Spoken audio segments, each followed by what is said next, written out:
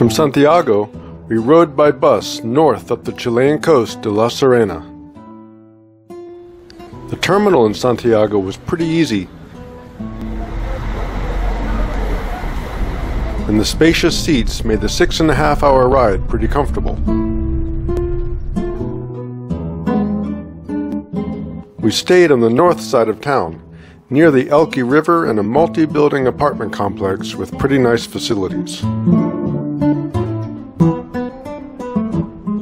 The area had good walkability, with many apartment buildings and many more under construction. Primary roads had wide, palm-lined paths in the medians for walking and cycling. And there were many small local restaurants and markets with cheap, delicious options. Several also delivered. We were a 20-minute walk to the beach, which was awesome since auto traffic was a nightmare. February is the peak of summer vacation in the southern hemisphere, and La Serena is a major beach destination for Chileans and the closest beach for about 1 million Argentinians.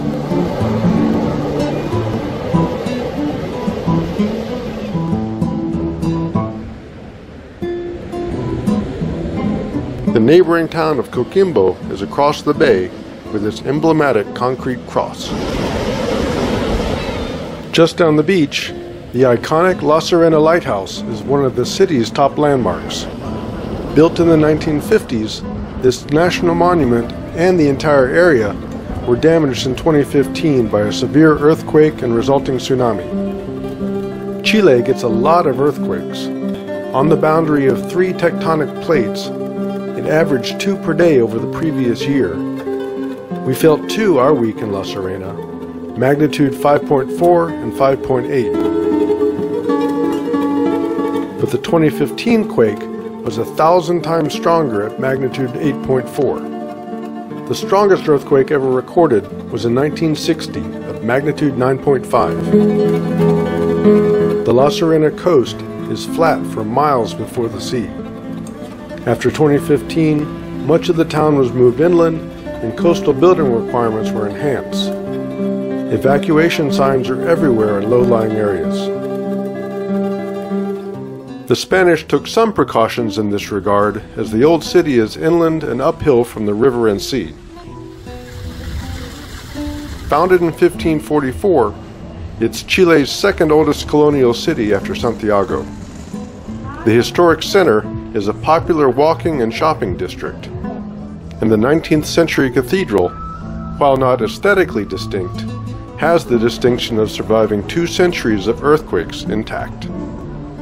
Just down the hill, the 30-year-old Jardín del Corazón Japanese Friendship Garden is a very popular place for family outings.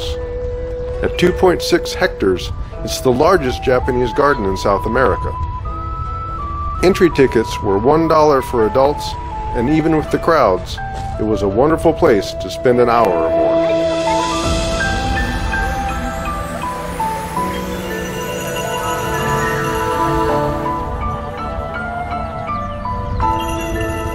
We took a van tour up into the Elqui River Valley toward the Andes Mountains.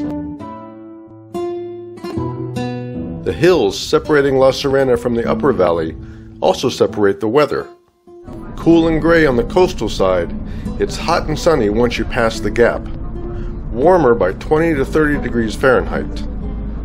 The valley is known for agriculture, specifically grapes, which have been grown here since the 1700s. The Puclaro Dam was built in the 1990s to enhance the valley's irrigation, supporting the explosive growth of Chile's wine industry in the late 20th and early 21st centuries. Over 700 acres, or 285 hectares, of grapes are planted here, but most are exported to wineries around Chile. Our tour stopped at the only winery that's actually based here, a boutique family operation. The tour and tasting was given by one of the founders' granddaughters.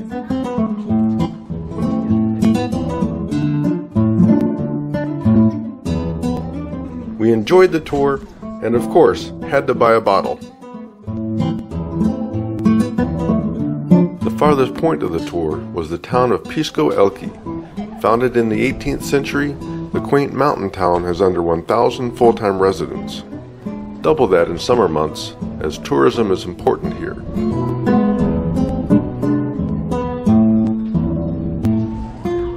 Along with agriculture and Chile's national liquor, Pisco.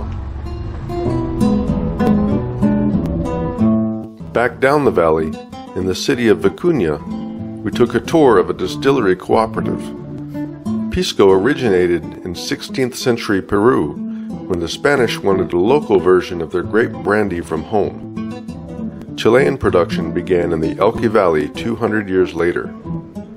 The Capel Cooperative was formed by 15 grape farmers in 1938 in the wake of the Great Depression. The co-op has 1,200 members today and is one of 2 distillers that produce 90% of Chile's Pisco. The desert peaks of the Chilean Andes are one of the best places on Earth for stargazing.